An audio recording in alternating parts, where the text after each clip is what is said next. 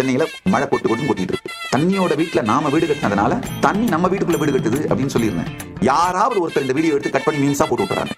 சென்னை வெள்ளம் trend ஆச்சுனாலே social மீடியால இந்த மீம்ஸ் தான் ட்ரெண்ட் ஆகும்.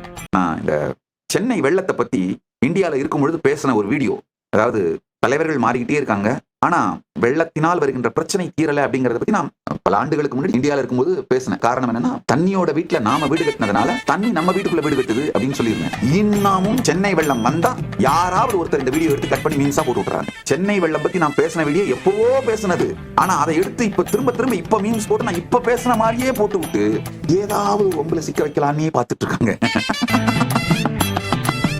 சென்னையில மழை கொட்டிட்டு இருக்கு, வெள்ளம் வருது.